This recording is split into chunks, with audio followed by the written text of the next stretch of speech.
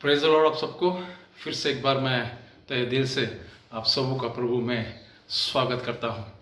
प्रभु की स्तुति हो, उसकी प्रशंसा हो, उसकी जय जयकार हो। उसकी नज़र सदैव हम पर लगी रहती है और वो हमारे साथ सदैव रहता है और वो यही चाहता कि हमारी भलाई ही हो। और इसलिए उसने कहा है परमेश्वर को दास को, यशायाह नबी को जिस तरह से कहा आज हमसे बात करता है, वो कहना चाहता है कि जाकर कह दो, धर्मियों से जाकर कहो। धर्मी दो भाग है, धर्मी और अधर्मी। तो यहाँ पे वो कहता है कि धर्मियों से जाकर कहो कि उनका भला होगा।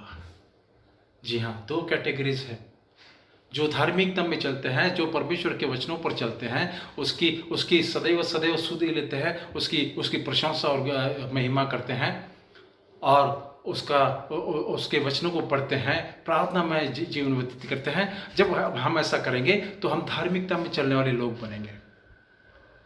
इसलिए परमेश्वर का वचन जिस तरह से यशायाह को मिला था, आज हमसे उसी वचन के द्वारा परमेश्वर हमसे बातचीत करना चाहता है। वो पाया जाता है यशायाह नबी की पुस्तक, उसका जो 3रा अध्याय है, इसका 10वां वचन मैं आपके लिए पढ़ता हूँ। वो कहता है कि धर्मियों से कहो कि उनका भला होगा। परमेश्वर का वचन है, परमेश्वर खुद कह रहा है कि धर्मियों से कहो कि उनका भला होगा।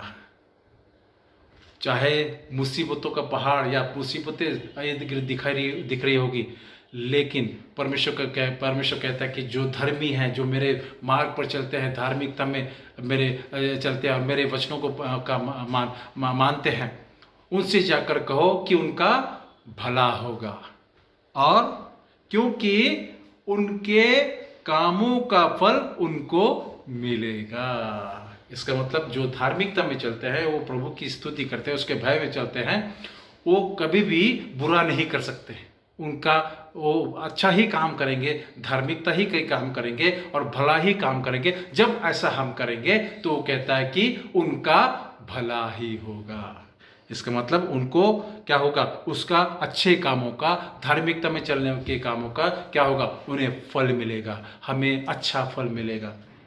लेकिन उसी प्रकार जैसा मैंने बिगिनिंग में कहा था कि धर्मी और अधर्मी, नेक्स्ट वचन में कहता है, 11वें वचन में क्या कहता है मालूम है? वो कहता है कि वो अनटू द विकेट, जो दुष्ट है, जो बुराई करते हैं, जो परमेश्वर को नहीं मानते और अपने ही दुनिया में रहते हैं, उनके लिए कहता है कि वो टू द विकेट, यानी हिंदी में वो कहता है कि दुष्ट पर हाय। बुरे लोगों पर क्या करता है, कहता है परमेश्वर हाय कहता है। हेलो हाय बोला नहीं, हाय तुम पर जो बुरा काम करते हैं, वो ऐसा परमेश्वर कहता है। वो कहता है कि दुष्ट पर हाय, उसका बुरा होगा। जो अधार्मिकता में चलते हैं, जो परमेश्वर को नहीं मानते और जो बुराई में अपना जीवन व्यतीत करते हैं, उनके लिए कहता है कि उनका क्या होगा, बुरा होगा।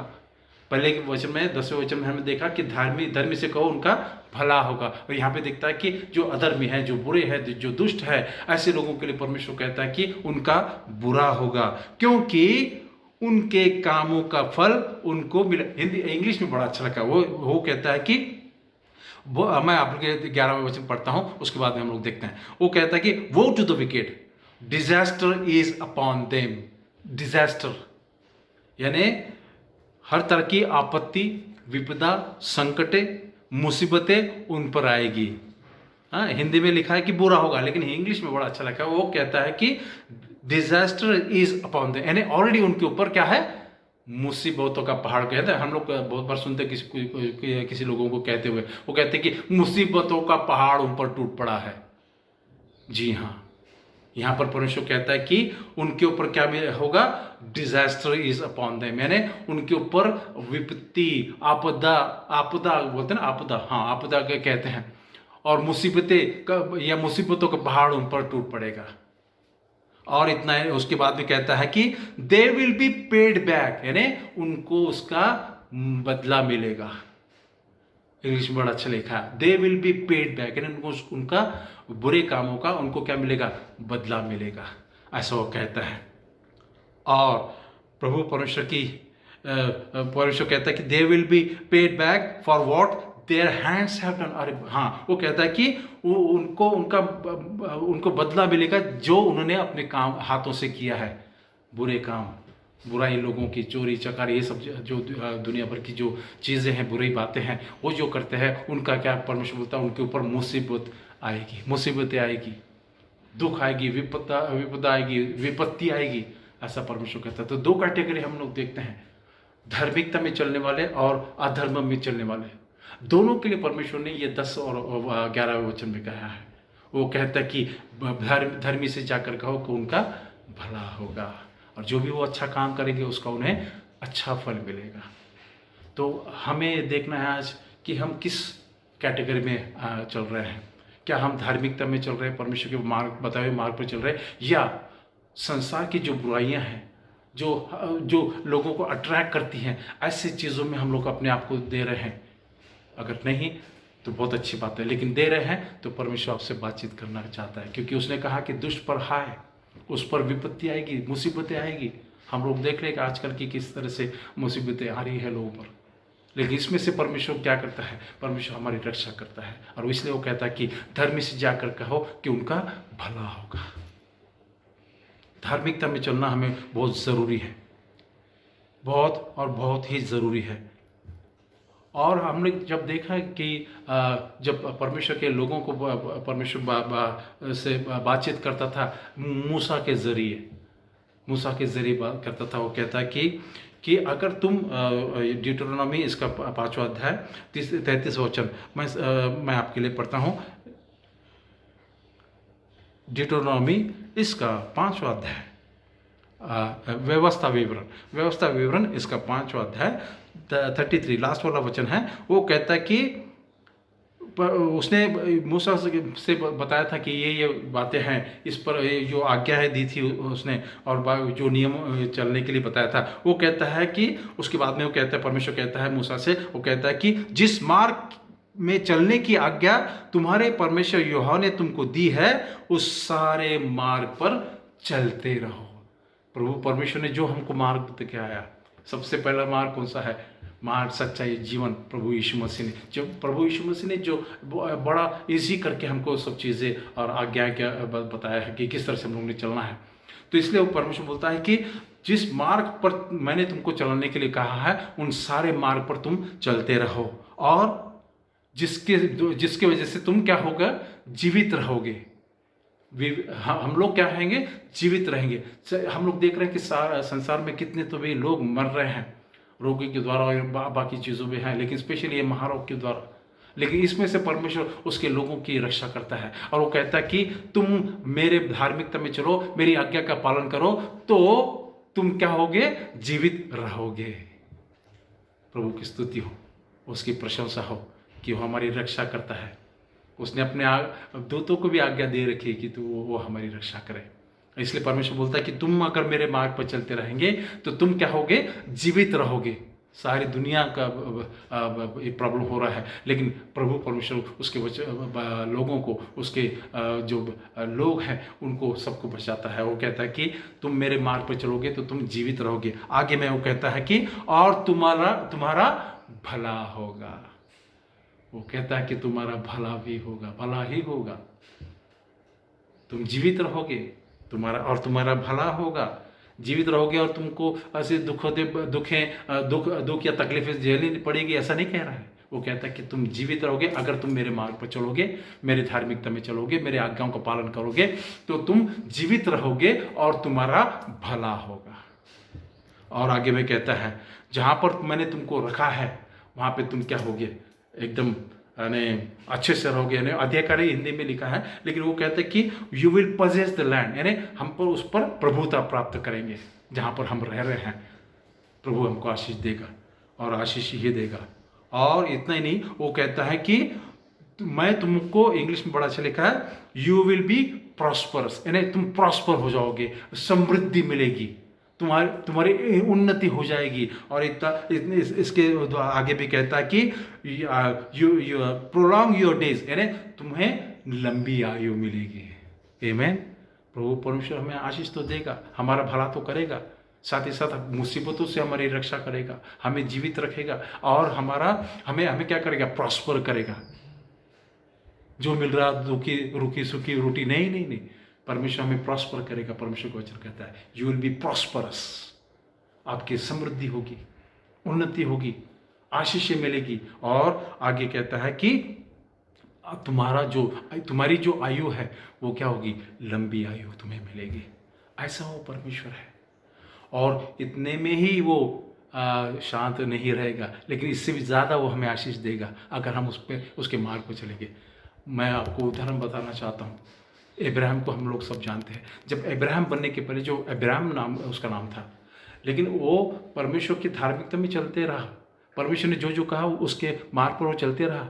तब परमेश्वर ने उसको कहा, अब्राहम डर मत, मैं तेरे साथ हूँ, मैं तेरा I will be your shield, मैं तेरा रक्षक, तेरी कवच बन के रहूँगा। और इसके आगे वो कहता है कि मैं खुद तेरा क्या बनूंगा, I will be reward for you, surely, great reward लिखा है इंग्लिश में, यानी मैं तेरा सबसे बड़ा इनाम बनूंगा, प्रतिफल बनूंगा, मैं खुद बनूंगा।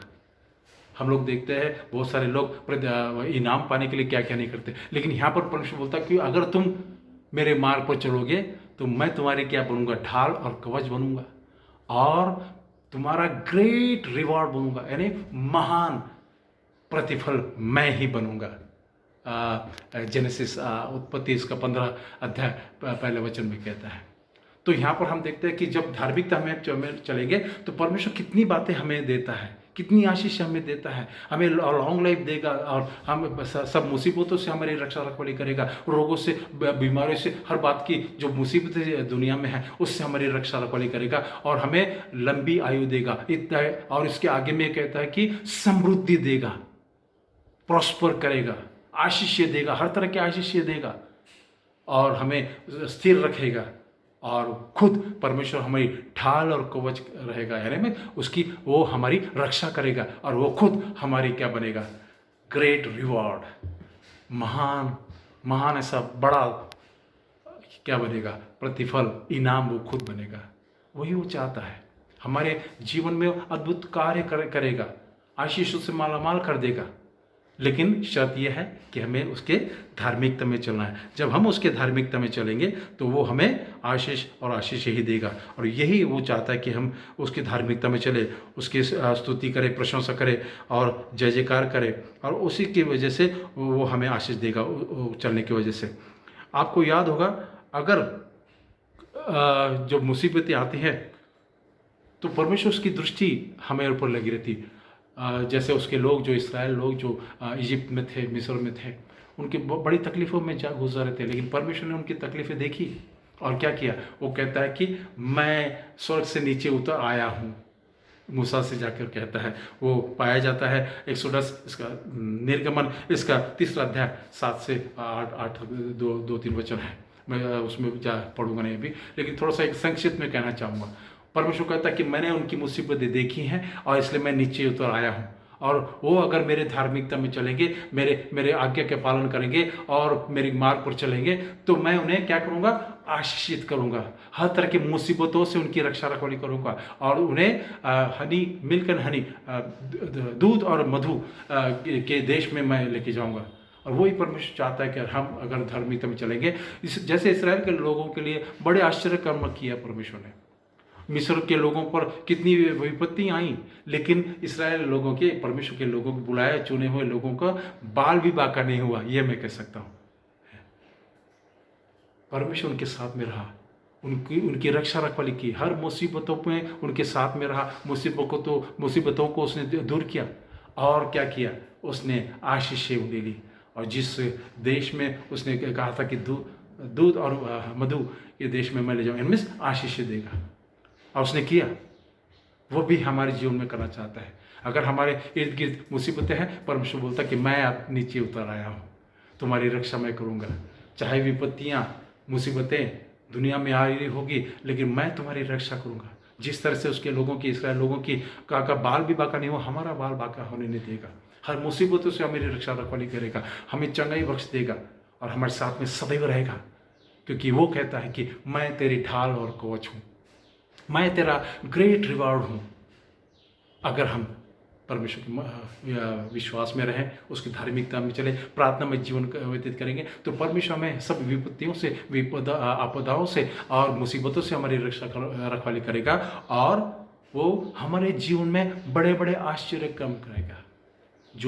आयुब ने जैसा कहा, आयुब का जो 9वां अध्याय 10वें वचन में कहता है, वो कहता है कि he performs wonders that cannot be fathom, यानी वो जो आश्चर्य कर्म हिंदी में पढ़ते हैं, वह तो ऐसे कर्म वह तो ऐसे बड़े कर्म करता है जिनकी था नहीं रखती, यानी मीन्स जिसको हम उसको ये नहीं कर सकते, मीन्स गिन नहीं सकते, या उसको उसकी गहराई हम नाप नहीं सकते। ऐसी परमेश्वर कहता है कि उसकी जो जो जो वंडर्स है, चमत्कार है, अद्भुत कार्य हमारे जीवन में करेगा।